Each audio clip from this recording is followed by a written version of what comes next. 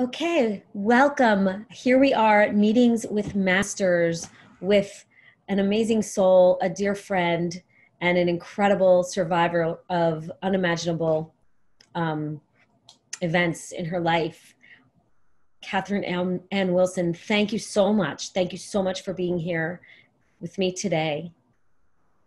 Thank you. I appreciate being back with you. This is wonderful. And also, what a gift that you're not doing this one live.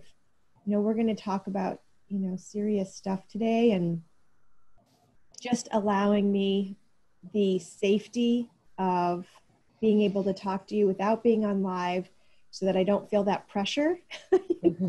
So I can be like, you and I are having this conversation. And our first talk was live, and that was fantastic. I loved it. And I think most of them are live. But, I just appreciate having this space here to just you and I, like a couple girls having girl talk.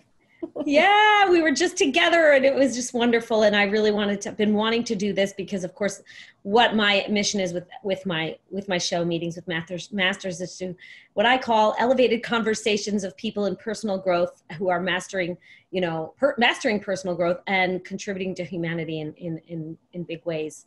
And of course, that's how we came together, which I am beyond grateful for, that we came together through Tony Robbins community.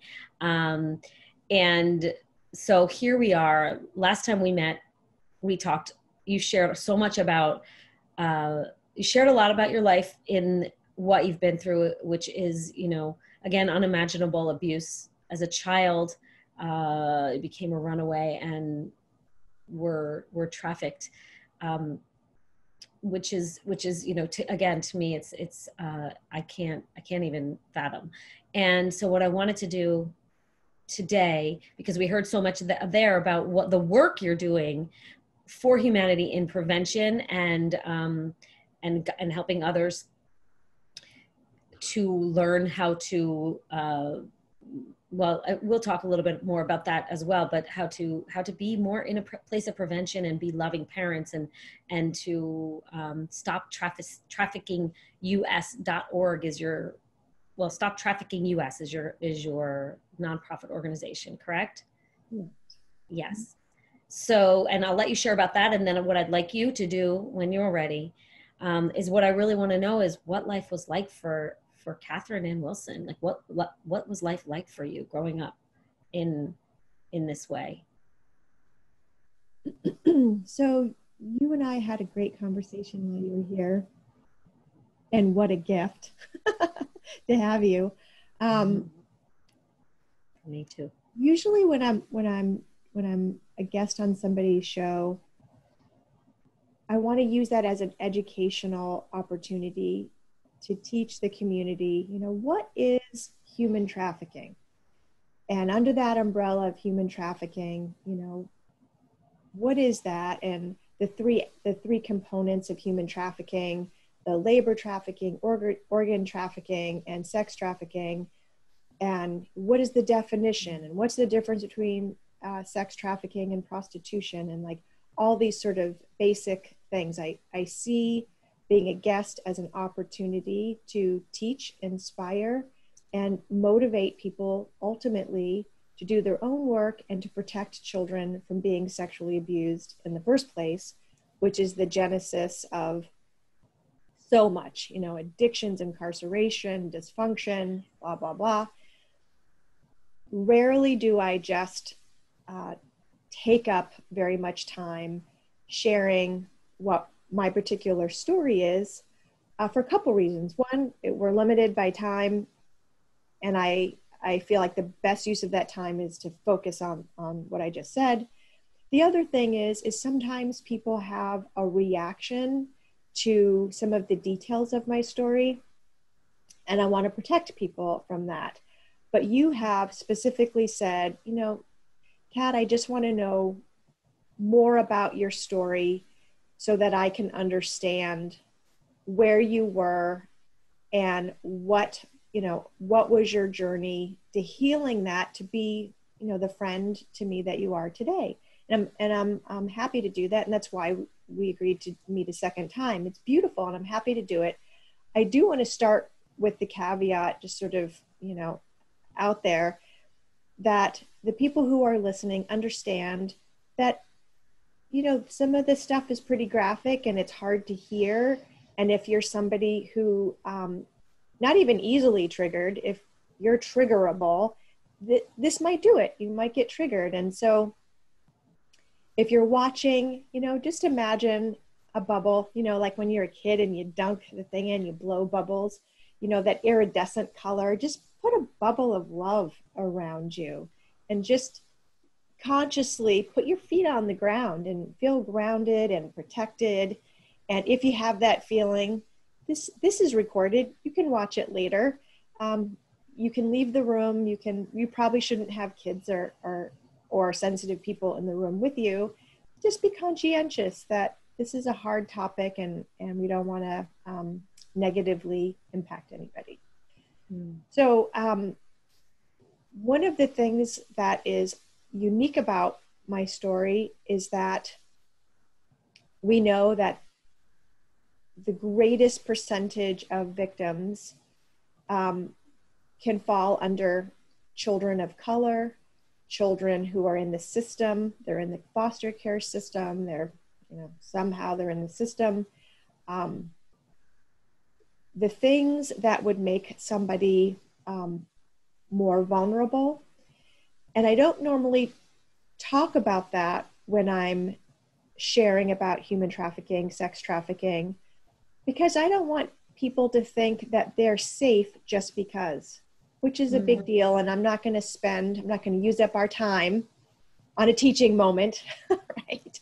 But all children are vulnerable. And, I was conceived in love. My mom and dad were middle income people, and I was the first grandchild. My grandmother had 2 boys, and my dad was the oldest, and I was the first grandchild.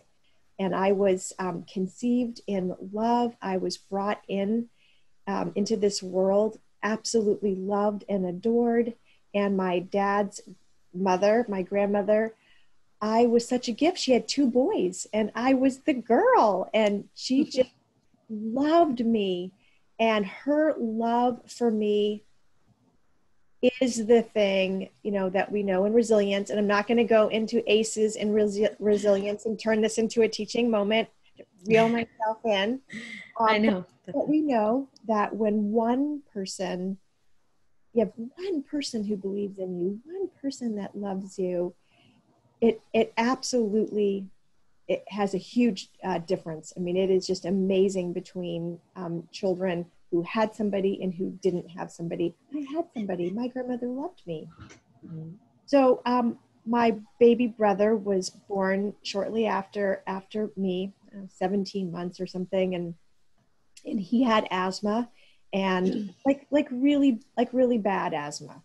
His first 10 Christmases were in the oxygen tents in the ICU for kids, actually the Palm Beach, we lived in Florida in the wintertime, in Maine in the summer.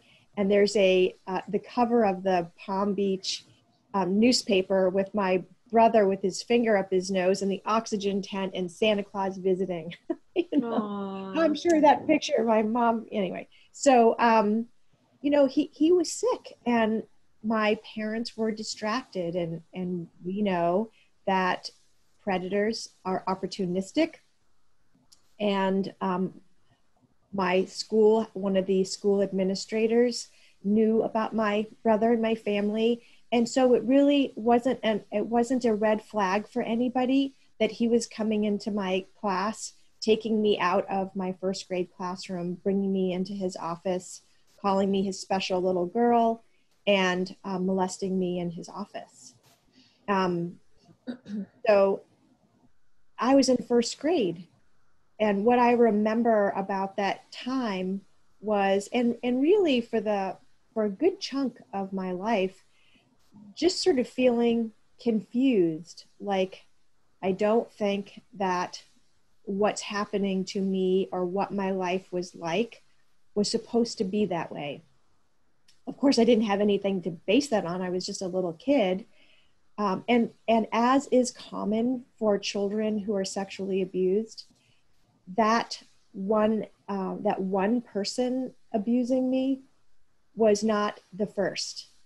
You know, the analogy I use is like blood in the water of sharks. Here they come, you know, or you know, it's just somehow this radar goes out.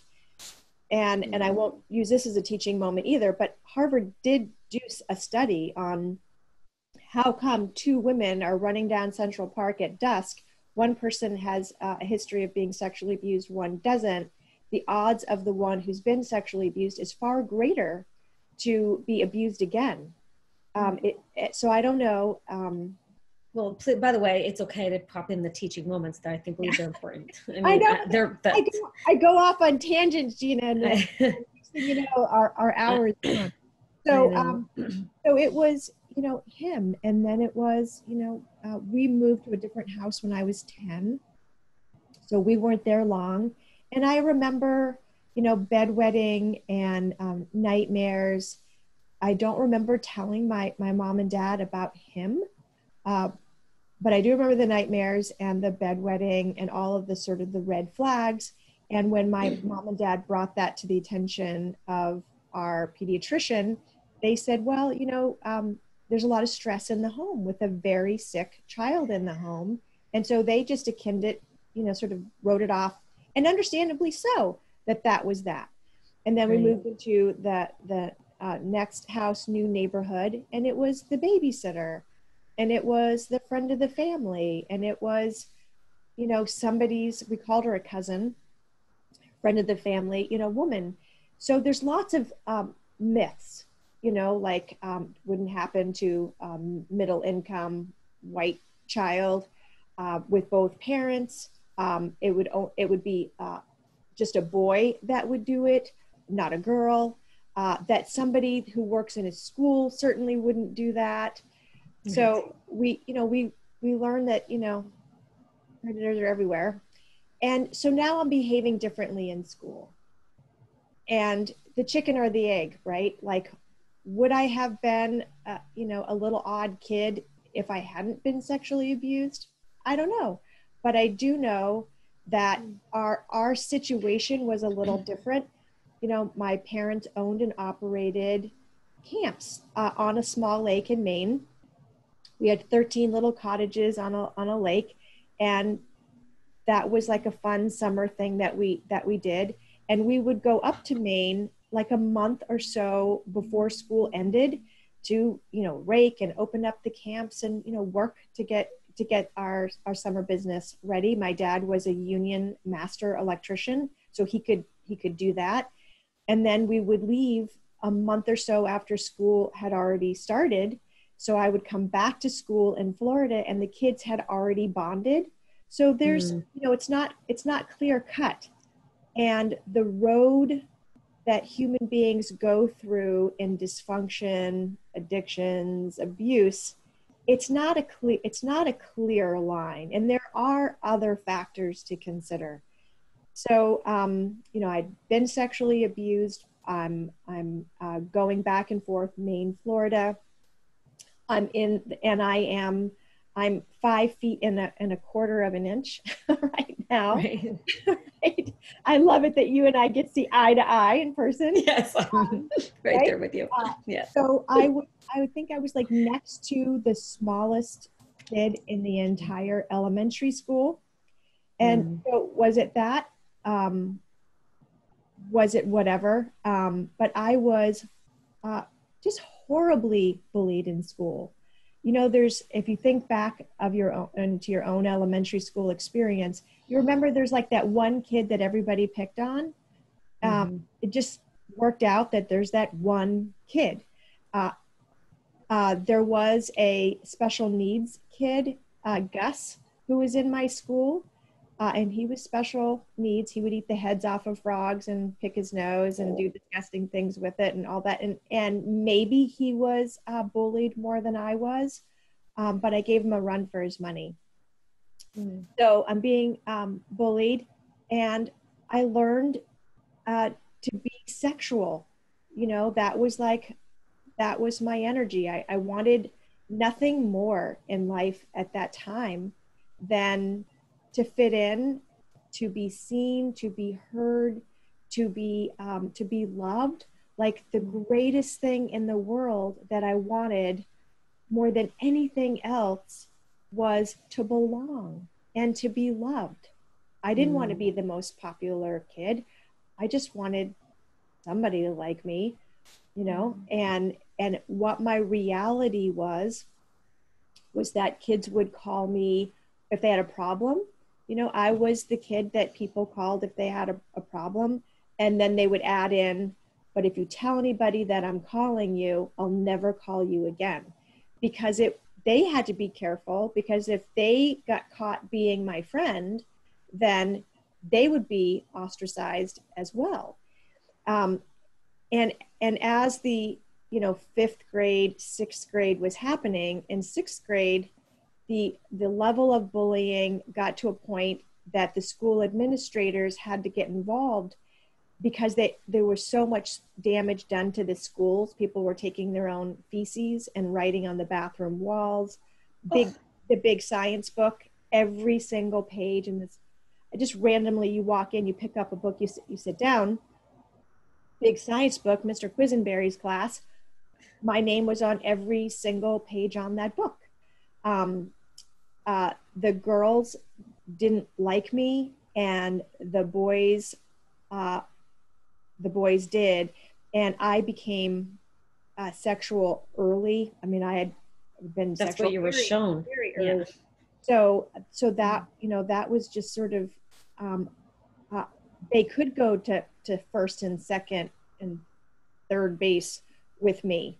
And so I was promiscuous, and it was worth it to me because I got to have that little bit of human contact and kindness. They didn't want to talk to me during the day. They didn't want to acknowledge me during the day, but for a minute, I got a little bit of attention. So by 12, I start running away. So this was around 12 that this was. Yeah. Because you had already been being sexually abused. So your body was feeling that. And yeah. Right, okay. So 12, we're at 12. Okay. I'm 12, and my mom and dad start having, you know, there's 3 children now, you know, and my mom and dad are going through their own reality, you know, and their own reality is they had me, then they had my brother who was really sick. They had a 3rd child that died of crib death, Stephen. Can't even imagine what that was like for my mom. And then, you know, they wanted to hurry up, like when you lose a dog, hurry up and have another one. So she, you know, she had my sister, and then their marriage, you know, this is in the 70s, and, you know, you can bring home the bacon and fry it up in a pan, and the women's movement, and, you know, and a lot of a real push for women to get out of being a homemaker and, you know, get into the workforce. So my mom and dad are having their own reality, and they thought that the bullying of me handling that on my own would build character in me. and it I don't think that they realized the level of bullying that was going on. So my mindset at the time is, my only value is I can help people with their problems, and boys can have their way with me, sometimes girls. Back then, you know, 12, you know, if somebody was brave enough to come over, if a girl was brave enough to do an overnight with me, you know, I was being mutual being sexual with them too. So exploration. Sex was just a thing, you know, it was just something. And I never did get what I was longing for, which was feeling like I belonged and feeling like I was wanted or protected or anything. And the bullying got to the point where now I'm skipping school a lot. And my parents weren't really paying attention because now their marriage is sort of falling apart. And so I'm not even going to school. And when you don't go to school, the vultures are sort of, the hyenas are waiting on the outskirts Peripheral. of the tribe, right? Mm-hmm. There's the pack of zebras, and there's the hyenas just waiting for those, which is exactly what predators do. So now I'm running away at 12. So from 12 to 17, I'm running away. First, I'm going to people's houses that I wish were my friend, that seems really cool. And I'm running away to their house. And the thing is, when you run away to somebody's house, if those adults in the family aren't calling your parents, aren't calling the authorities, there's usually a reason for that. And so Yes. now it is their dad, their uncle, their big brother. I'm waking up with somebody's hand over my mouth, dragging me out of bed onto the floor into some hallway or another room, and they're being sexual with me. Um, eh, what are you going to do? You're going to say something, you know, You're, then yeah. what? So you can't really say anything. And there's a whole subculture, a whole way of being as a runaway. So I quickly learned that staying in somebody's house wasn't safe for me. And so I would, and by the way, at that time, we didn't have cell phones. I would make a phone call, usually every day, and, call home and let them know that I was alive. So that was sort of one of Mm. the things that I regularly did is just let my parents know I was alive. And I watched too much television, so I thought they could trace the call, so I wouldn't stay on the phone very long, but just let them know I was alive. And occasionally, I'd come back home for a little while. So now my parents, I think 13, my parents get a divorce, and my mom and my little brother and sister, they go to live in Boca Raton. And I stay, and still, my dad's still going back and forth Maine, Florida, and the kids are going back and forth Maine, Florida. But in Florida, they get divorced, and I'm the oldest, and I love my dad. Like, I thought my dad was God. I thought he had the answer to every world problem, because on television, when they would show a world problem, he would say what the answer was, and it sounded brilliant to me. So loved my dad. And so I'm gonna stay. I'm gonna take care of my dad. I'm gonna stay with him, and I try that. And this is so timing is a little funny for survivors. So just bear with me. So this 13-14 period, Mm. and then and at this age, when I go up to Maine, it's my uncle, it's my aunt, it's the sexual abuse from different people doesn't stop. As I get into that age, that 10 to 14, 15, 16, that 6 year period, that is like prime. The majority of offenders, that's like their prime target, that age, Oh, that mhm. that when you start to develop, but you're not fully developed yet. I mean, there are people that like the little kids, and babies even, um, Mm.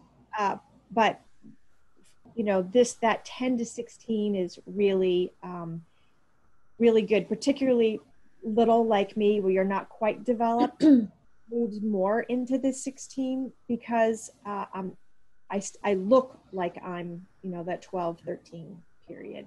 So Okay, and yeah, can I just back up for 1 second? With the earlier years, was there physical? Um, I mean, there has to be physical abuse because you're probably getting torn apart, and I just, I'm just, I can't imagine. That's all right. I can So, imagine. So go so on. Hmm. the school administrator didn't penetrate me with his penis. That would have been um, more obvious. I would have been holding my vagina. I would have Ah, maybe said something to my mom. He did other things and had me do other things to him. hmm. So, but uh, everybody else did. Everybody else had, the women, of course, use their hands or other things. Um, Men was always intercourse. Um, And I Anyway, don't mean to get so graphic, but the reason is only because there's so many people that are going to watch that have been through it. And right, when it just almost, I can't imagine. I haven't been through it, but right. So, yeah, so you just, and it sounds so unbelievable, and but yeah, this is my truth. right. So, I've intercourse a bunch of times, rape one point. At one point, well, actually, I'll back up. So I'm with my dad, and um, you know how kids are. You're laying on the carpet, you know, the shag carpet in front of the television, and you're just sitting there, you know, watching whatever. And my dad, I grew up with Playboy magazines on the coffee table. It was just a thing, not Penthouse magazines, but Playboy magazines. Just they were always there. Um, but now Dad has a Penthouse magazine, which is a harder core level of pornography. And in the Okay. back of that magazine, people would write in, and it was the article, the segment's called Forum. And that forum, each month, I don't know, I guess monthly, people would write in their sexual fantasies, things that they had done, stories, um, pornographic stories. So I'm, you know, sitting there, and Dad throws magazine next to my head, and hey, that's an interesting article, you know, dog-eared, and it was fathers and daughters having sex, and Oh, that was okay. That you know, hey, this is an acceptable thing. We didn't talk about it, but what what people do is they don't teaching moment. They don't just um, all of a sudden have sex with the kid. That's not the norm. The norm, although that happens, you know, that's rape. But there is a grooming. There's stuff that happens that they work up to. It's like a desensitization. It's like the frog. Do you throw the frog in the boiling water, jumps out, or do you slowly turn up the heat? Right. So mm-hmm. for groomed children, it is a slowly turning up the heat. Seasoned predators, seasoned offenders might have, you know, we in the Tony tribe, we talk about the funnel, right? You got to have Right. so many in the funnel to close the sale. Well, Mm-hmm. that's what they're doing with children, because it might take a year to get permission to be sexual with that child, or it might be a month, or it might be a week. But there's different levels. You know, the average assaults of the career of assaults for an offender is 150 times. Not somebody that has a higher sex drive or who has greater access to kids, just the average offender does this 150 times. So, and they're fully aware of the consequences. So you have to try to get buy-in as much as you can, um, in order to not get caught. So there, it's a whole way. It's a subculture. It's a lifestyle, really, and there's a lot to it. But when you And you were already getting it from your uncle. right, The aunts and uncles were already attacking so I you. already had an uncle, an aunt, friends of the family, people that would come up to the campground, Okay. um, right? Yeah. So, and then being a runaway, you get into a situation that you can't get out of, and Mm. you know you somebody tells you they're giving you a ride somewhere, when really they're bringing you to their house, um, and you're then they tie you down, um, and they're on whatever drug, and they think you know, it's their idea of a good time to take a, you know, 13-year-old kid and handcuff them ankles and wrists, and you know, just uh, rape you all night long, let you go in the morning, pat you on the head and say, you know, bye, Don't I'm tell anyone. going to work or whatever. And then I'm wondering, you know, how do I, where am I? Um, and how am I going to get a ride somewhere safe? You know, um, you when you are in the throes of this world, you know, this subculture world, your brain isn't thinking the way other people's brains think. You know, it isn't an option to go to the police in our mind. The police aren't a safe place to go. And I'll come to that in just a moment. But my reality is, and what I didn't know when I was with my dad, and my dad is asking me to ask other people to have sex with him. I'm waking up in the middle of the night and he's in my bedroom. I start locking my door. Um, uh, and I'm thinking, my dad is going to have sex with me. I got to figure out, I got to leave. I have to leave. You know, I need to run away from my next place. My mind's not thinking, tell the authorities, called the Department of Health and Human Services, didn't even know there was such a thing. Right. And you probably weren't thinking molestation because you had already been, you know, I mean, that's. Yeah. No, all I was thinking, and which is what I thought frequently is, okay, this is happening. How can I avoid it? Right. How can I avoid it? And then Protect yourself. and then if I can't avoid it and the rape is happening, how can I get it over faster? You don't want to aggravate the person who's raping you and then have them beat you more or beat you at all or kill you. You know, what can I do, say, whatever, to get it over quicker, as quick as possible, and to survive it with as little damage as possible. So that's what I was thinking. So I see that this is happening with my dad, and I don't want to be sexual with him. He's asked me to give him oral sex, and like saying what I feel like I need to say to dissuade him. I think I said I said I was gay. Can't, I'm gay. And then like ran out of the room.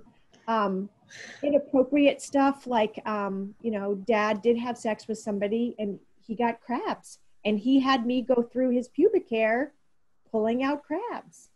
You know, and that was, he's my dad, I have to take care of him. This is what I have to do. You know, and then what do you do? You run away. Run away. Again.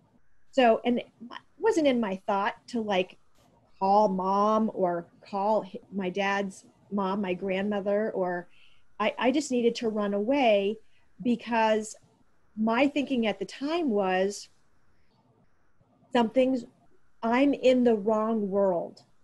So that was the predominant thought that I had as a child was God is good, but God has made a mistake. He has put me in the wrong world.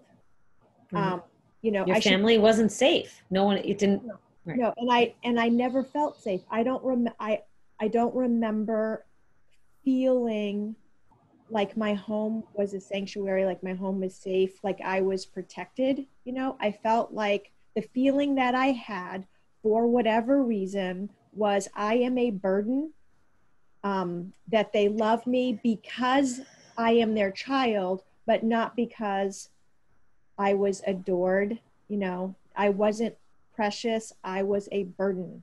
And that would be, those messages would be sort of hammered home. I'm a bedwetter till 12, right?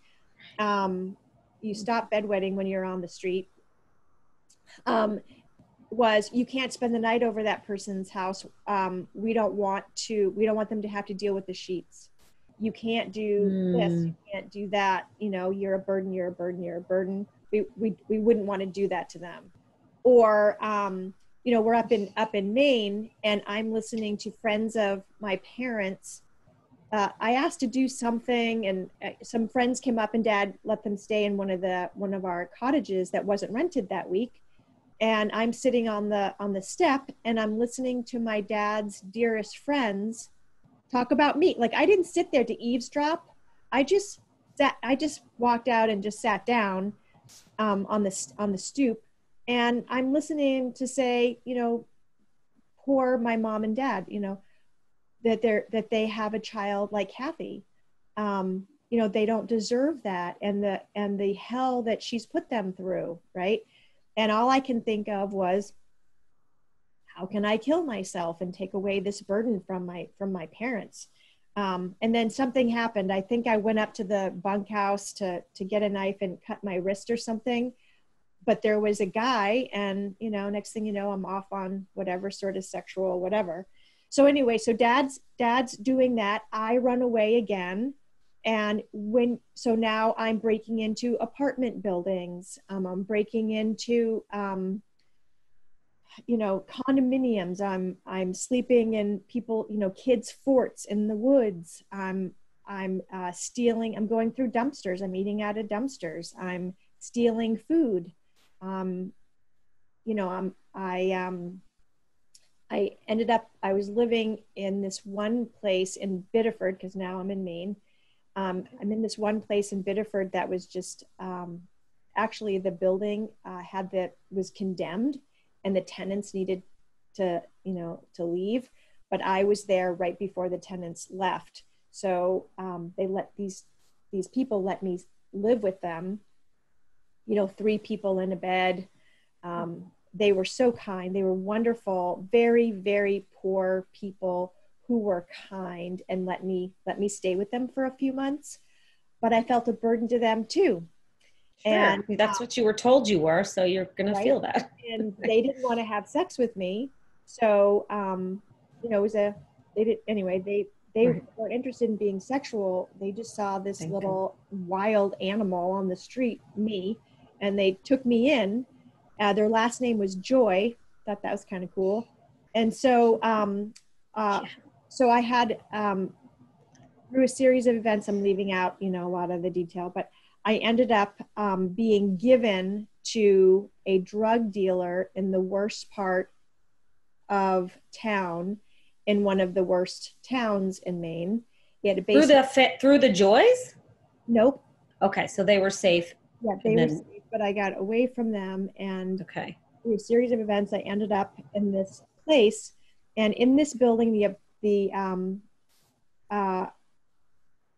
I just met this guy's name was Paul, and he brings me into, he's agreed to let me stay with him. It was sort of like a rescue dog, right? I was like, he was taking in the rescue dog. He was taking me in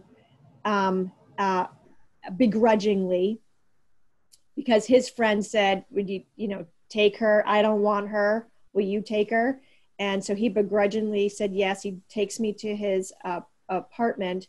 As soon as we walk in the door, he brutally rapes me and says, "That's this month's rent." Oh, so I am physically, I'm beaten. I'm not in a good place. And now there is a warrant. Well, not quite yet. My friend Tina has lost track of me. So you sort of have the subculture. You sort of have people that you stay in contact with. Now doesn't have contact with me. I don't have contact with anybody. I'm in a very bad place. But in this building, this not condemned building where this guy Paul lives, on the second floor, he has a basement apartment. On the second floor, there are 2 women, I don't know how old, young. They have clothes. They obviously have their own apartment, and they feed me. So I've stopped menstruating. I'm so malnutritioned at this point that I don't have periods. You're 14-ish? 14-ish? Now I'm 15-ish. Okay. 15, 16. And these 2 girls feed me macaroni and cheese with peas and tuna fish. And I was so hungry that when I ate the food, I could feel it going through my bloodstream. I was just like, oh my gosh, this is so great. And they were like, I'm like, how do you have your own apartment? What do you do for work? Like, how is this possible? You know? And they said they go on dates. They don't say prostitution. They don't say their pimp beats them. They don't say they don't get to keep any of the money. They don't say, and I don't know what prostitution is really. Like, I don't think I really understand at this time in my life. Um, but they're saying we go on, they totally glamorized it. We go on dates. We have boyfriends that make sure we get our money. You would be so good at this. Um, um, they totally, said all this stuff, and They sold it to you. they Yeah, sold it to me. They sold it to me, and they had me at tuna fish. They had right. me. You were starving. They had me at feeding me, and the guy in the basement is awful. So I feel this feels like something that I have control over. This feels like, instead of people taking sex from me, um, eat like piranhas eating me, like, and me scrounging like a dog out of dumpsters. Like, I get to have sex with people that I choose. I get paid for it, and I'm in control of me, and I will have my own apartment, and I will put myself through school, and I will have clothes, and maybe someday a car. And, okay. So they bring the two, there's two pimps. They said, come here tomorrow afternoon. So I do. And there are two men that are there, a white man and a black man. And they called themselves on the street Salt and Pepper. And Salt, I didn't know at the time that he was a pimp wannabe. I didn't even know that they were pimps. All I know is there's two guys here, and the black guy is kind of like the Allstate commercial that we see now. He was handsome and charming and gregarious. I didn't know how evil he was, that he was a part of a system going up and down the East Coast, that he was making child pornography, he was making bestiality. He had dogs that had sex with women, girls, that they filmed and sold these videos. I had no idea that he had so many girls. I didn't know he was a part of whatever. All I know is that I'm starving. I'm in this apartment with these two very happy women, and they've sold me this. And now I'm meeting these two guys, and the white guy was he had really thick glasses, pencil thin mustache. One eye kind of went off to the right, and like a pocket protector, like he was the epitome of a nerd guy. And then here's the gregarious guy. And they said, you get to choose who you want to work with, right? Languaging. So from not only this moment, Gina, but all these synchro destiny moments before then, and all these synchro destiny moments after then, there are so many moments where the universe interceded and protected me. Walking through a parking lot with, like, the dumpster didn't have any food, and I was starving, and I was like really starving. And a stranger who was a witch, she was a Wiccan woman, walks over to me, takes my hand, and says, I can feel that you're starving. You can't stay here, but let me feed you. How weird is that? Fed me and then sent me on my way, right? just just these moments, these interesting moments. Well, this moment, I choose the white guy. Okay. Not because he's white, not because he's charming, not because I don't know why I chose the white guy, but I did. And that saved my life. I had no idea, but that saved my life. They bleach my hair. I'm probably 89 pounds. They give me a fake ID, Diana Foster, and I was supposed to be 27. Oh my. Um, and and they give me the rules of the subculture. So, in our Tony world, we have our own language. Yes. We know what make your move, Yeah. right? We know what different things mean. Mm-hmm. So they started trying to teach me the subculture, like if a pimp comes over to you um, uh, and asks you, he can take another pimp can take away your money if you don't know what to say to him. You can't let another pimp in the house. If you let another pimp in your house without your pimp being home, there's hell to pay. So it's like an invisible fence. So people will say, nobody had a gun to your head. You could have, there were moments that that people weren't around you. You could have gotten away. But I'm telling you that there is a brainwashing, just like there's this grooming, like we talked about with the frog.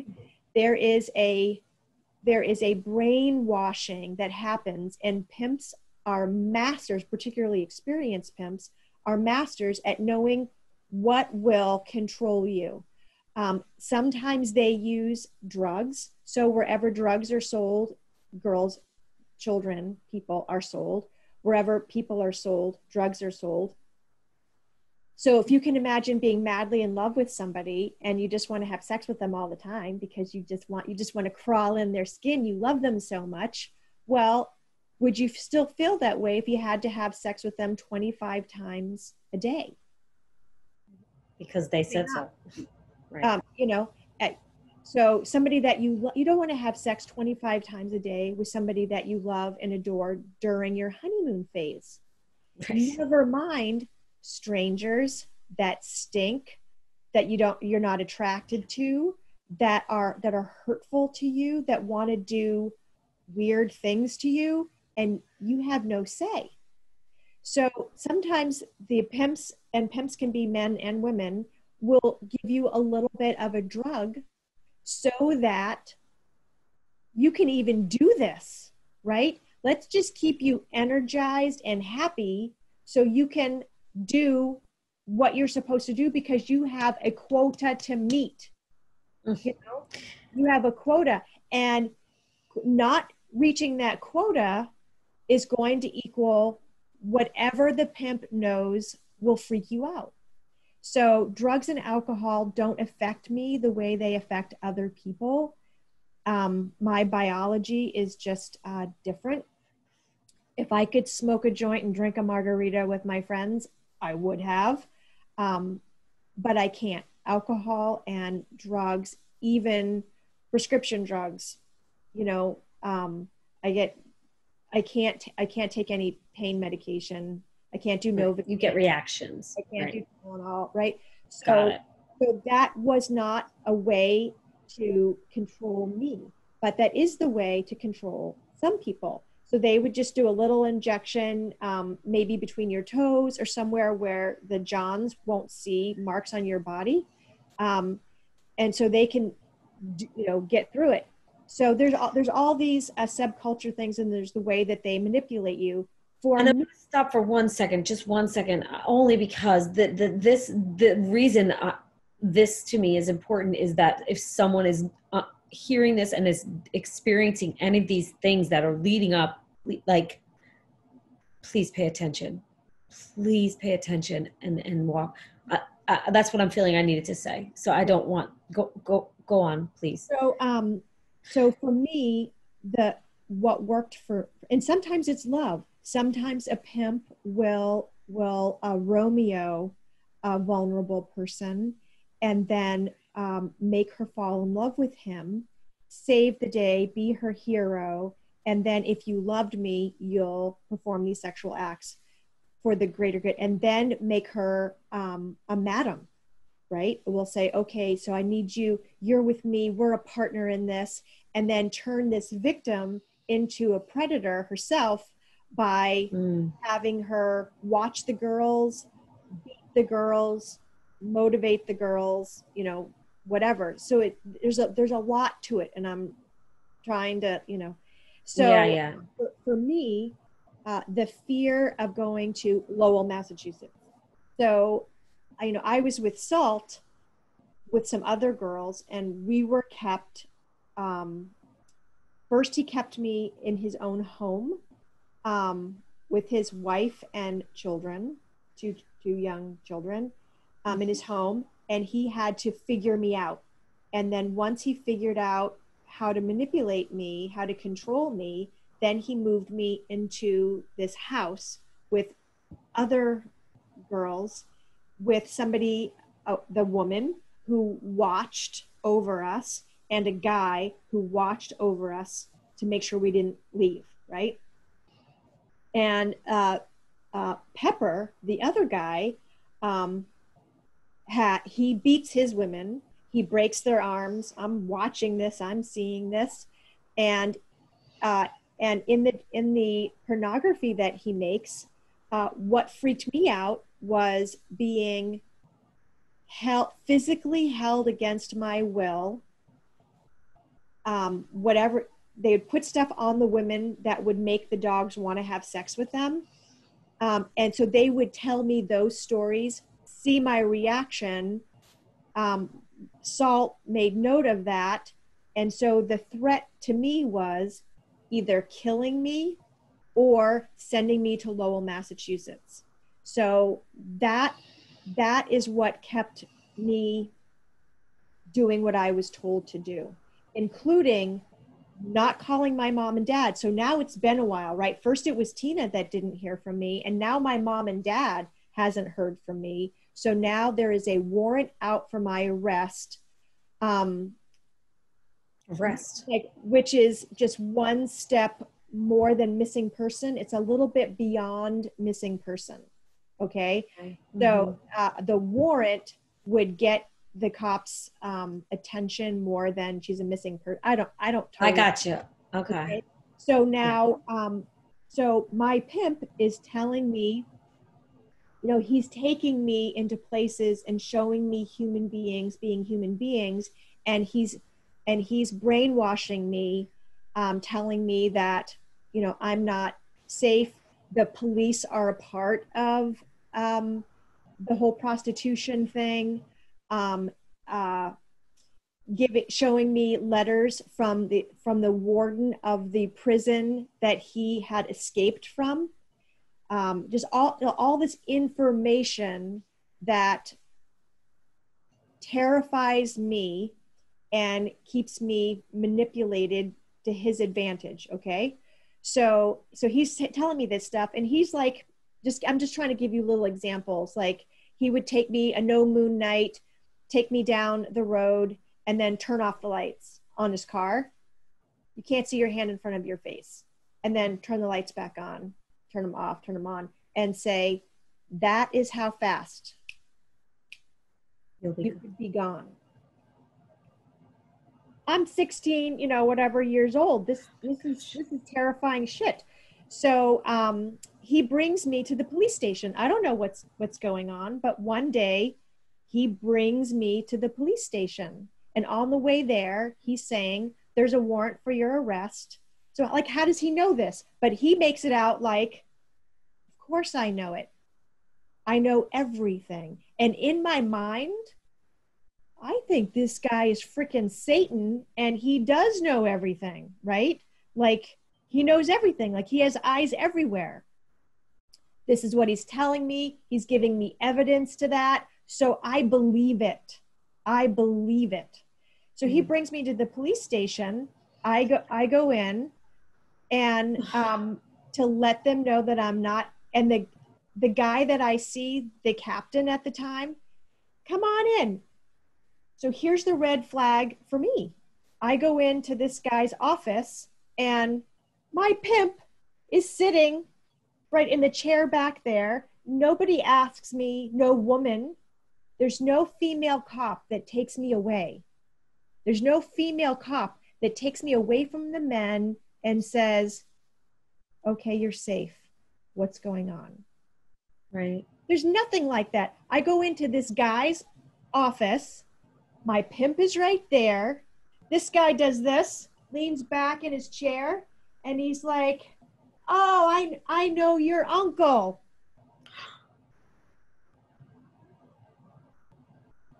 As soon as he says that he's friends with my uncle, who, by the way, later on did 7 years in prison for child molestation, not for me. Nobody talked to the rest of the kids.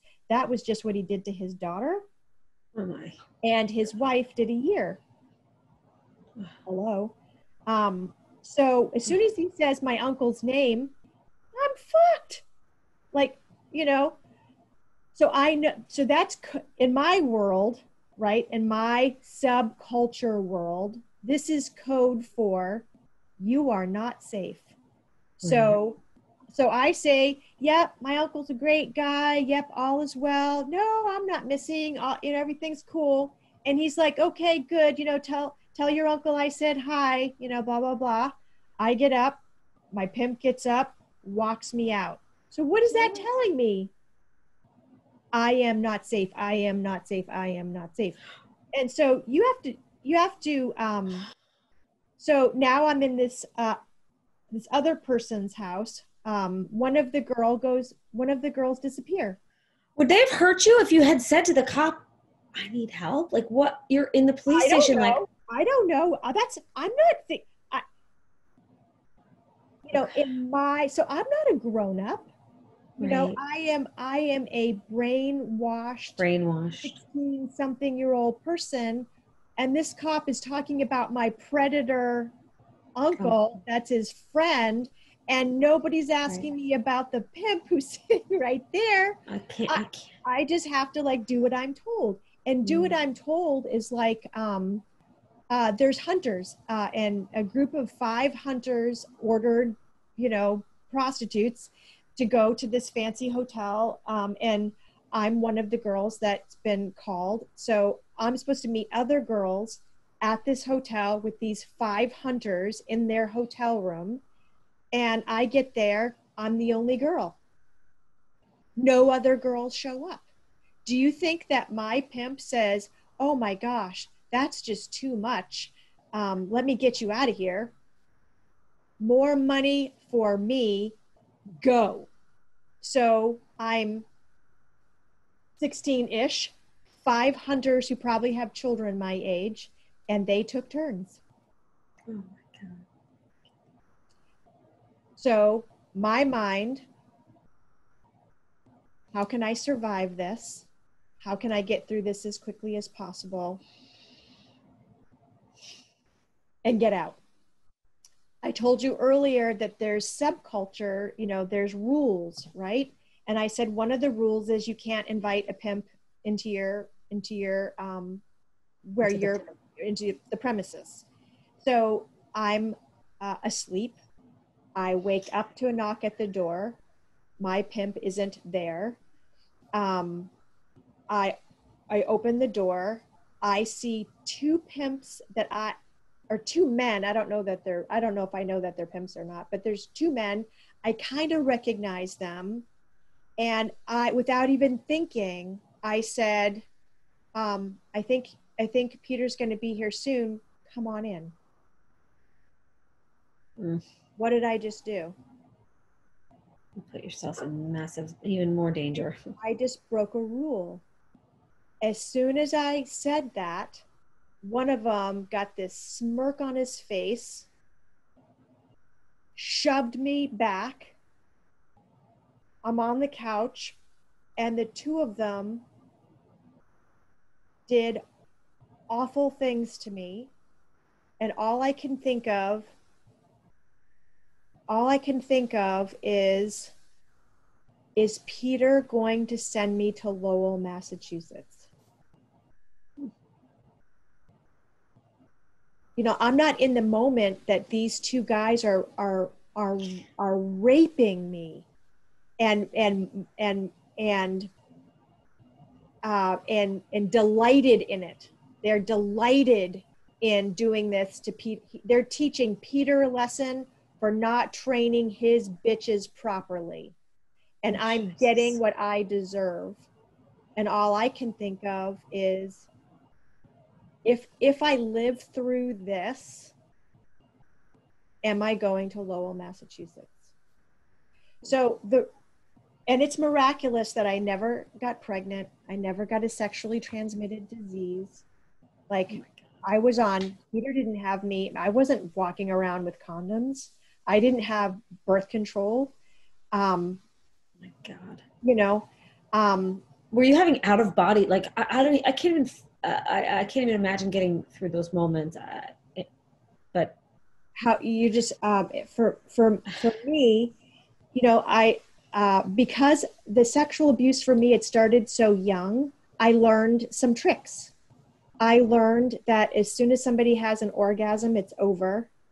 So figure out how to, if you can, you know, you sort of have to figure out your person. So is this person somebody that's totally into hurting you? Then if you act like you're being hurt, will that make them have an orgasm faster? If you act like you're not being hurt in defiance, does that mean they're going to hurt you more and take longer? Um, you, you, you sort of have to figure these things out, right? One of the there are some rapes that are more violent than others and that took a while to recover from. You know, anal, you know, head down anal beating, head trauma, you know, having somebody choke you to unconsciousness. And then when you come out of it, you don't have the luxury of saying, you know, I'm calling 911, or when you're in my position at the time and somebody chokes you and you go limp in their hands, you go unconscious, they drop you, wait for you to come to, they're thinking, oh my God, I would have had murder on my hand. I would have had, you know, I would have had a mess to clean up. You know, what do I do?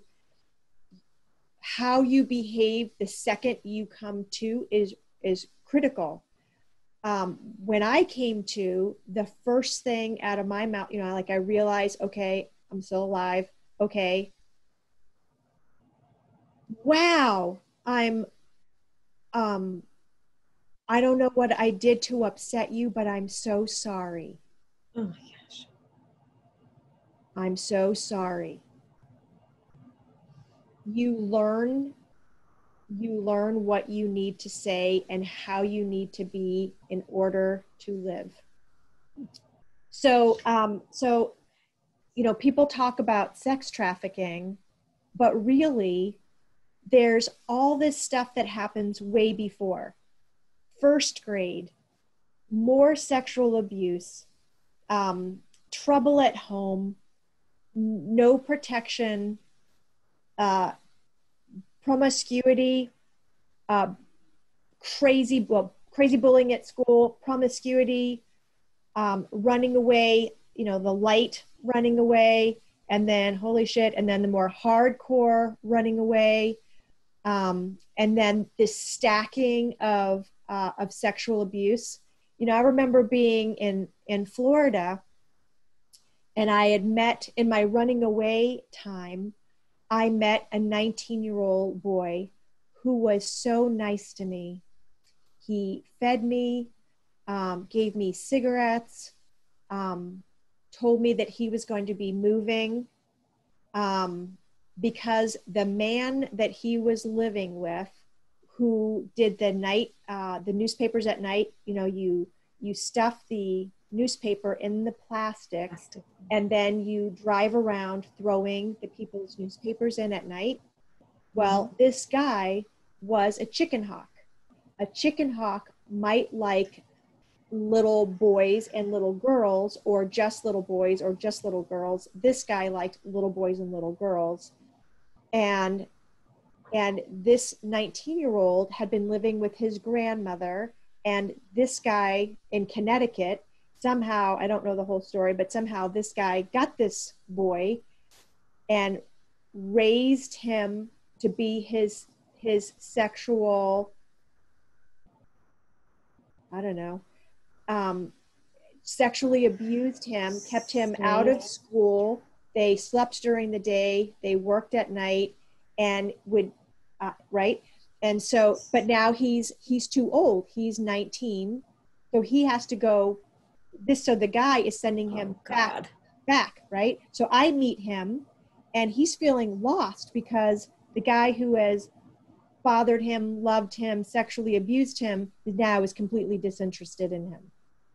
And brings me to his apartment. We walk into the apartment, and the bedroom door is open, and that man is having sex with my 15-year-old school kid I know from school who lives with his grandmother. Oh, geez. I'm watching this sexual act. So not only, and I'm watching this guy give this boy to other men. You know, they drive like they know where the pedophiles are, and if they get a boy, they share the boy with the other pedophiles. So not only are you having stuff happen to you, but you're also watching things that nobody would even believe. Like, you're seeing stuff. So now what I'm going to tell you, you're going to understand how miraculous it is because of everything I just told you. Okay. So I'm trying to instill in you, as much as I can, the understanding of how brainwashed I was. Okay. Hopefully you understand how terrified I was. So now I'm allowed to go in the backyard. So where I'm staying is very rural. It's, you know, a long way in between houses. And so I'm allowed to go in the backyard. So I'm in the backyard, and it was such a joy for me because one of the neighbors' dogs had puppies, and the puppies, I could hear the puppies. But anyway, so I'm in the backyard, and I'm trying to figure out how to kill myself. And you know, I've told you, you know, a few of the rapes, a few of the horrific sexual experiences. I have countless more, and I remember every single one of them, but I just wanted to give you an idea of them. So I'm in the backyard, and you know, maybe my family went to church, you know, once a year, maybe Christmas or Easter or something. Okay. So we weren't a religious family, but I went outside, and there was trees, and I said, I don't know if you are real or not. Now, let me back up 1 second. There was one point that I ran away from home, and I ended up with a lady who took me with her to Cape Girardeau, Missouri from Florida. And I lived with them for a little while, with her for a little while. But, you know, her brother was having sex with me. Her uncle was having sex with me. And they were going to the First Church, this Baptist church.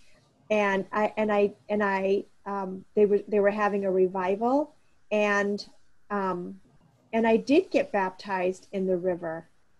Didn't stop the men from having sex with me, but I did have that spiritual experience. And I was at the church turkey shoot when one of the women, I think one of the women that wanted to have sex with one of the guys that was molesting me, called the police. And so I was arrested and brought to the juvenile detention center there, and then shipped back home. Why would she call the police on you? Just because I was trouble. you were troubled. I mean, for goodness sakes. She saw me as Okay. Okay. um, and I was arrested another time. I was living in an empty apartment building, and I wanted a towel so I could take a bath and use a towel. So I stole a towel out of Dillard's department store and was arrested for that, and brought back to mom. So I've been arrested 3 or 4 times, I guess, in my life. But anyway, so I'm just saying that while I'm in the backyard and I'm having a talk with God, I just wanted to let you know that I did have a relationship with God. So, kinda. Right. So I'm saying, look, I don't really know if you're real or not. And I'm saying this out loud. I'm having this conversation, and I'm like, so what if reincarnation is real?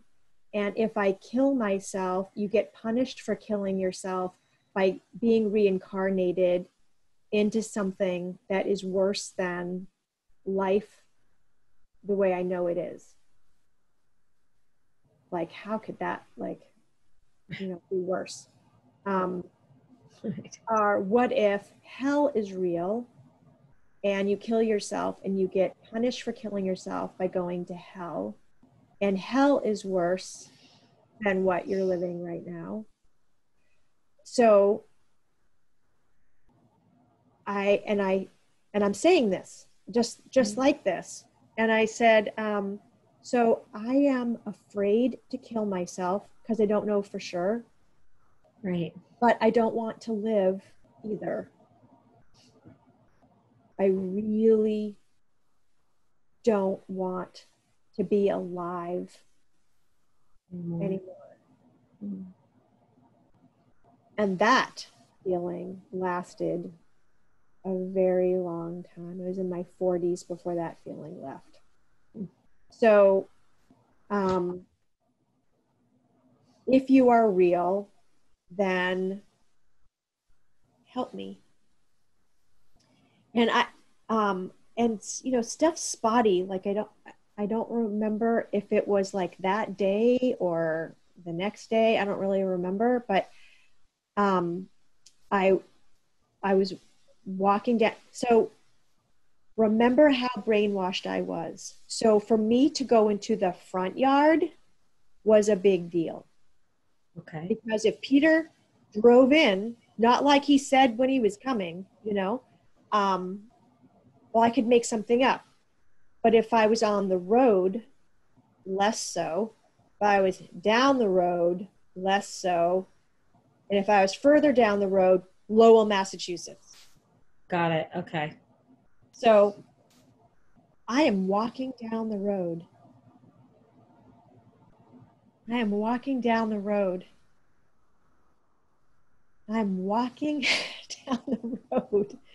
And the first house that I got to was on the left. And I saw there's a car in the drive, knocked on the door.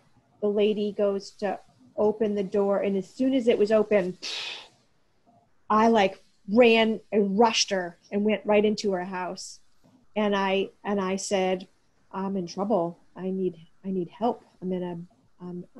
People are going to be after me. I need help. And again, back to the God job and the synchrodestiny stuff. Like, who has that happen and doesn't call the police. Like, right? So Right. as fate would have it,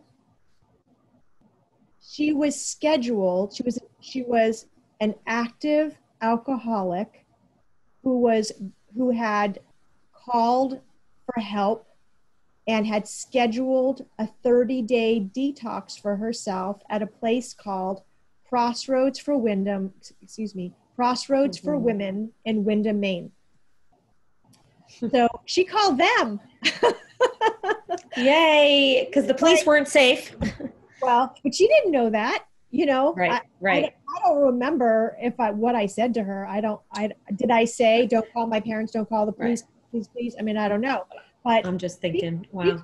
She called the detox place that she was scheduled to go to the next morning and said, hey, I've got a 16, however old I was, person in my house. And they said, bring her with you. So that night I laid underneath her guest bed.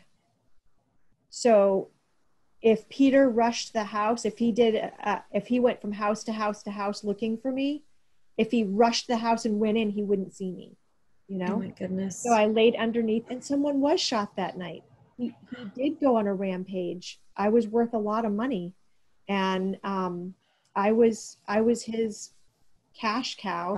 And, you know, but anyway, and then her husband parked the car so it was blocking the door, and that she opened the door in the morning, and I got into the car and got on the floorboard, in the back seat on the floorboard, and went to Crossroads. And Crossroads was for alcoholic women over 18, and it was a 30-day program. Crossroads let me stay there 90 days as a minor. I either turned 17 there or I was 17. And they let me stay there 90 days, 17. And then I was supposed to, so they don't know what to do with me, right? Right. So there's a place called Day One, which is, and what I'm telling you is important. So Day One is a 1-year-long program for kids.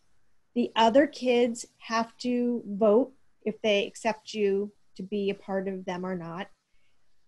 The first 90 days, you are allowed 0 contact with the outside world. You can't call anybody. You can't receive mail. You can't walk to the mailbox. It's nothing. I don't care. You know, number one, I don't drink or drug. There's nobody that I want to be in contact with. I already let my mom and my grandmother, I let people know I'm alive. That's all they need to know. They don't know where I'm at. They just know I'm alive. That's cool. Then, so the kids voted, and the kids said, we're afraid you're going to have sex with everybody here. And I said, you know, you don't rape me and we'll get along fine. So they said yes. And I was scheduled to go the next day. Well, that night, the women in the house and I are watching TV before we go to bed, like we normally did. And I got a call from my dad. So they knew where you were to call. Well, somehow he figured that out. He must have gotten it. I don't know. So, because I'm scheduled to go live for a year at Day One. Okay. But my dad calls and he says, I love you. I need you. Please come home.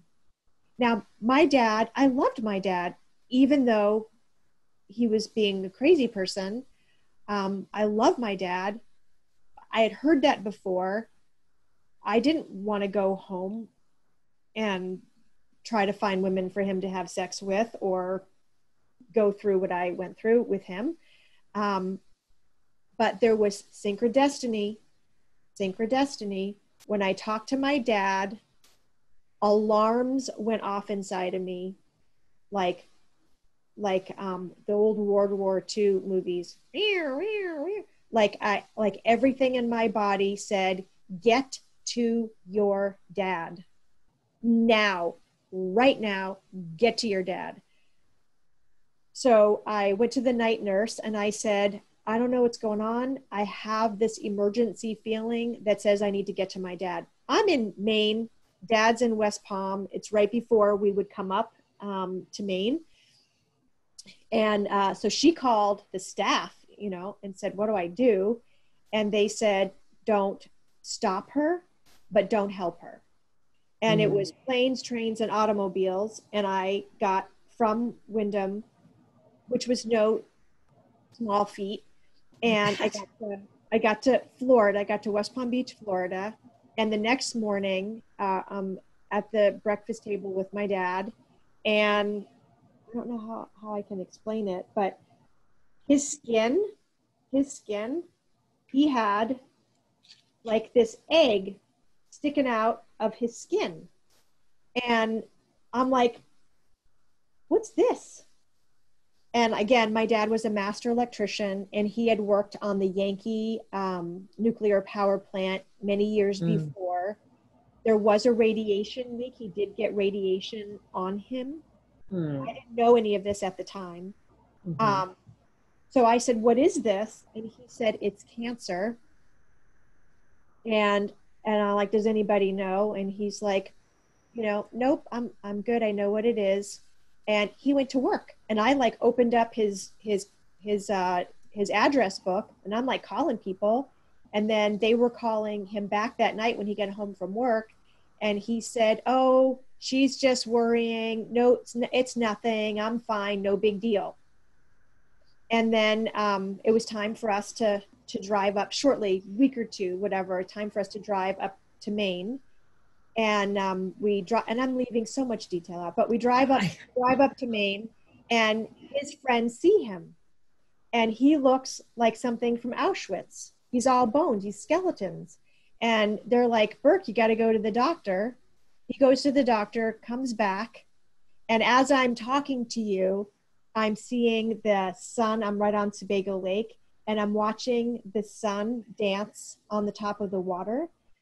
And when I was cleaning one of the cottages before the next renters come, and I've got a homemade tattoo here, I've got a homemade tattoo here, I've got bleach blonde hair, some of the remnants of the braces are still on my teeth. I smoke cigarettes like a sailor, I cuss like a sailor, I don't drink or drug, I'm a whack job. But anyway, so I'm cleaning the one of the cottages. Dad had just gotten back from the doctor, and he comes out, and just like this, the water, the sun was sparkling on the water.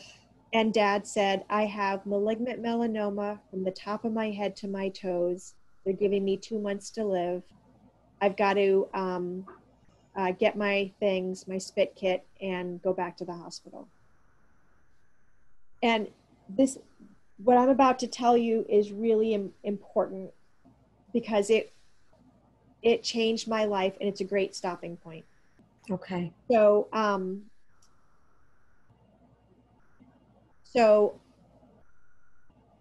my sister, my brother and my sister have never been sexually abused. In order to keep my sister safe, my grandmother paid for her to go to a Christian camp in New Hampshire. And she went from 10 to like 22 or 24 years old to this camp, which was great. But now Dad's dying. She's, I think she was 7. No, she was 10. I was 17. She was 10. And I'm saying that people need to go to New Hampshire and bring my sister back. I'm calling my mom saying, I know you're divorced, but you should come and say goodbye to Dad. So this is happening. I'm taking care of the camps. I'm got my grandmother there, my dad's brother there, my mother is coming up. So we're all like trying to say goodbye to Dad. So now he was supposed to die 3 days, before this moment, but he's hanging on. He's very happy that my mom is there, because he loved my mom very much. I'm trying to figure out cancer stuff. Like I had him signed a do not resuscitate. They didn't even have those yet. It was a brand new sort of thing. That was weird to have my dad sign this thing that the doctor told me about. So we were all exhausted. My brother went with his friends. My sister went down to my uncle's cottage. Mm. I didn't know that at the time. My mom is at the hospital with my dad. My uncle took my grandmother to like rest. And I go to the house to sleep. We were all, it'd been 3 days, we were exhausted.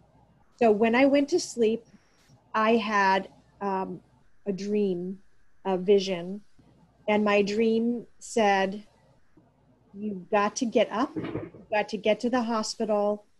They're not going to let you in the room. You're going to have to fight to get in the room. Get up. And I wake up and there's a light on in my house. When I went to sleep, there were no lights on. I was the only person in the house. There's a light on.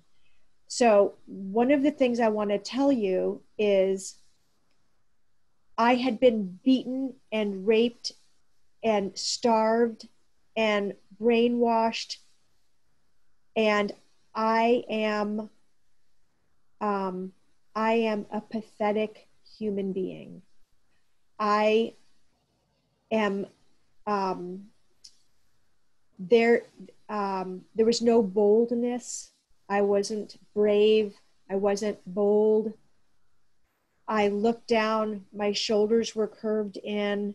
I looked like something a cat had thrown up. I was pathetic. So my dream telling me to do something assertive, how I lived, how I survived was by not being assertive. Okay. So this was no small ask, okay? So I have that dream. I wake up, there's a light on in the house. So I walk into the living room. There's the living room, and then there's a door to my dad's bedroom right beside the living room. I go into the living room, and there's my uncle with a big jug of vodka or gin, something see-through, and there's that much left. Ugh. And remember, I think and react like a victim, okay? So my uncle says, he looks up and he says, hey, I know Burke is your old man, but he's been like a father to me too. And it's times like these that family members need to console each other and comfort each other. I know what that means. I say, I can't. I'm gay. I figured it worked when my dad asked me for a blowjob. It might work now. He stands up with this smile on his face and says, then you will like this. And pulls me back into my dad's bedroom. He's doing his thing on me. So what does a survivor, I told you this earlier, what is freedom? What is escape? Orgasm. He's not going to have an orgasm doing what he's doing. I have to get the hell out of here. My dream told me I have to get to the hospital. It's like 11 o'clock at night. Oh my God. So I pull him up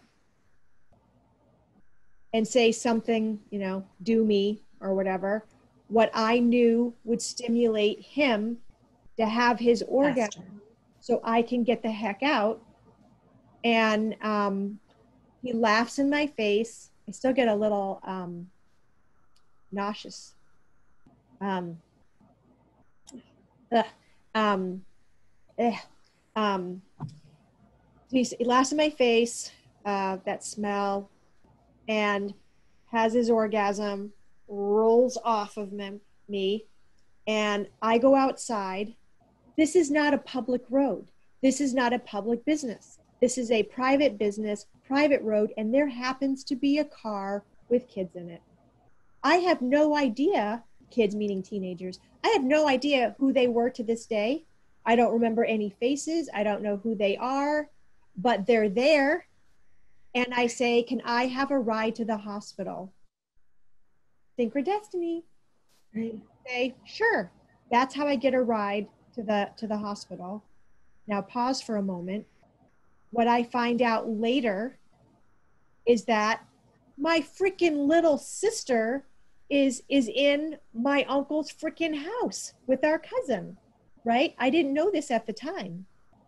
So after he has his orgasm with me, he goes down, and meanwhile, while all this is going on, my sister is talking to my cousin, and my cousin, because they're doing the sleepover thing, my cousin shares her journal with my sister that says every molestation that my uncle and aunt did to that child, Their daughter. their daughter. My sister hides the book. My uncle leaves me, staggers down to his cabin, and because my dad had him be the caretaker, so we're in Florida in the wintertime and he lived there, and like he was the caretaker. So he goes down and tries to have sex with her. She runs out of the house. He doesn't chase her because he's already had his orgasm. So that is the only molestation in my life that I am grateful for. Ugh. Right? Yay. So I go to the hospital, and in the hospital, this is important. I go to the hospital, the door is shut. I'm trying to, open the door, and I see my dad doing this, right? He's trying to pull his body off of his soul so that he can die. My aunt, my uncle's wife, comes out, tries to, I don't know what it is with grabbing my wrist, but trying to take me down the hall. I break away from her. I'm being bold. I come back to the door. This is late, Right. It's quiet. And my mom's got the door open, and I, say, you left, Dad. I stayed. I deserve to be here. You have to let me in. I'm not going anywhere. Good for you. Yeah. Right? Ah! And so she lets me in. I walk in, and Dad's bed is on the left. And so on my dad's bed, my mom is on one side, I'm on the other, and then the door and the wall back here, my aunt is sitting there. Okay. I take my dad's hand, and I just put my face on his swollen hand, and I'm just praying, please, God, please let Dad die in peace. Please let him go. Please let him go. And I fall asleep. I can feel the urine bag against my leg. I just pass out. This is woo woo stuff. It's okay. Something gripped me in my sleep and shook me violently, like I was this, to just, oh my God, to just wide awake and upright. Right. I'm like, what the fuck? Right? And Mom is there. And I'm telling you that my reality is time stood still. You would think when your daughter has that sort of violent thing that you would look at her, you would say, are you okay? Something. But she did not move. I didn't hear any movement from my aunt behind me. I'm telling you, time stood still. And over to the right, there is an invisible person in the room. And again, I did not grow up religious. I don't know who is in the room, but somebody is in the room. And then I look over at my dad, and I watch him breathe in, breathe out, breathe in, breathe out.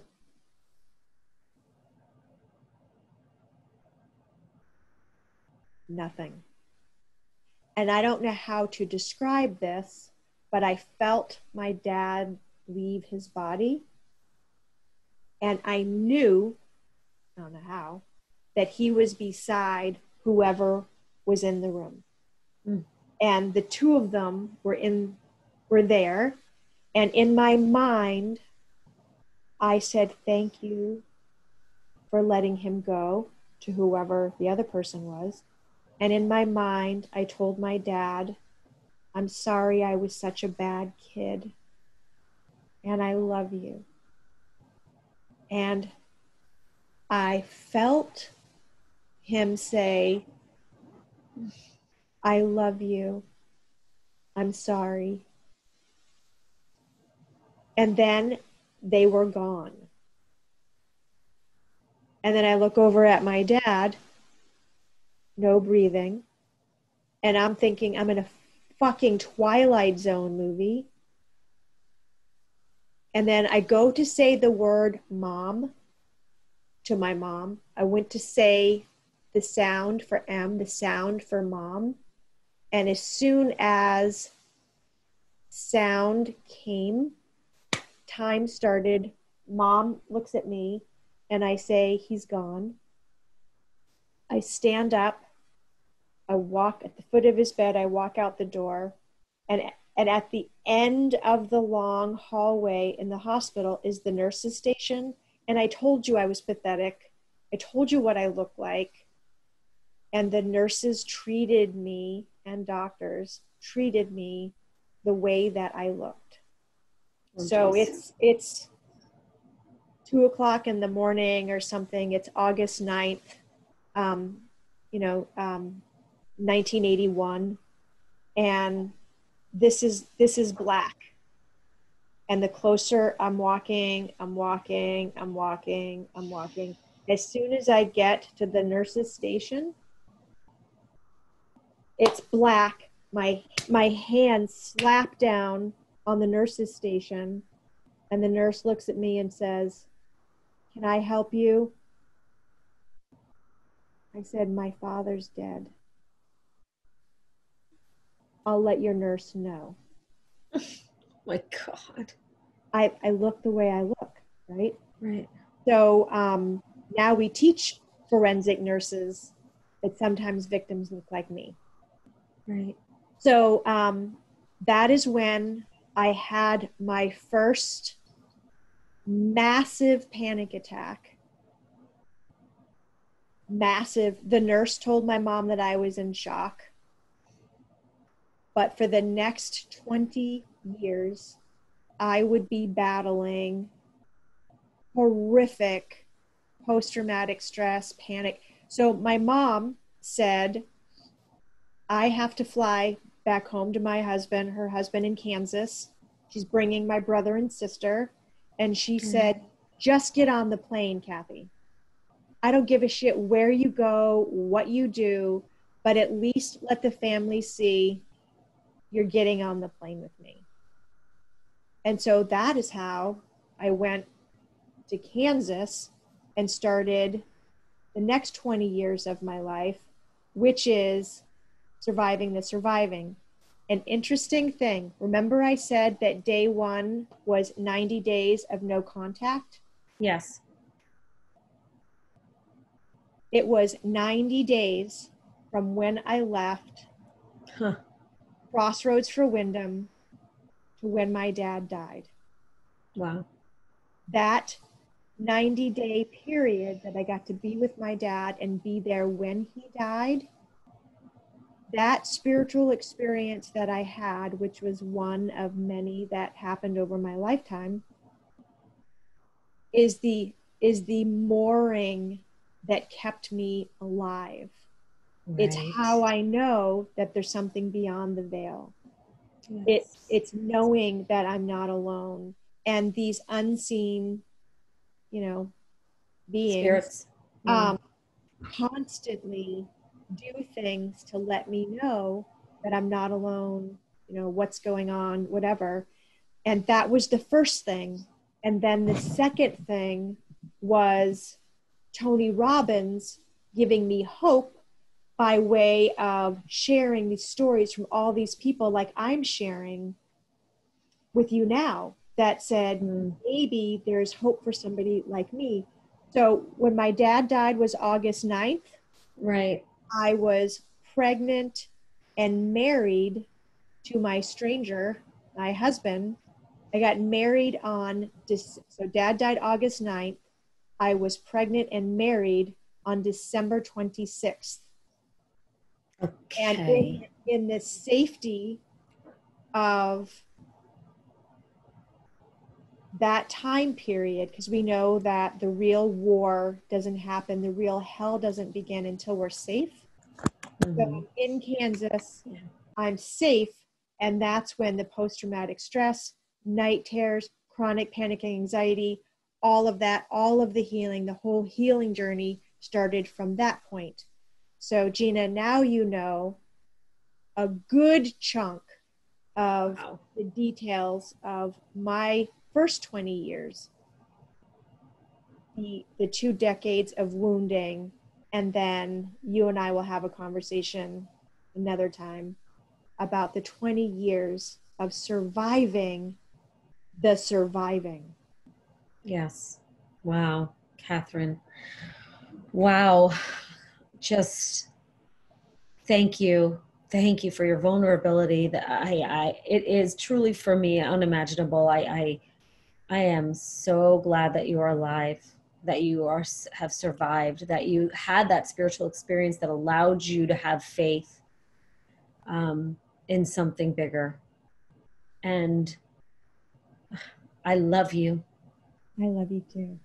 I'm so glad that you are here to guide others and let others know that if they are in any sort of prison as you were in all of those years, that if they hear any of this, that allows them to keep going or to get help or to take a path or to see the signs, that is why we have to share our stories.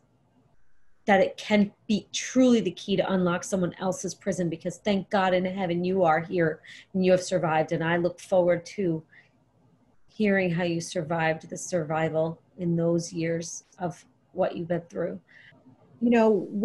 If anybody's watching this and they're still having chronic panic and anxiety, and they're like, boy, am I ever going to get over it?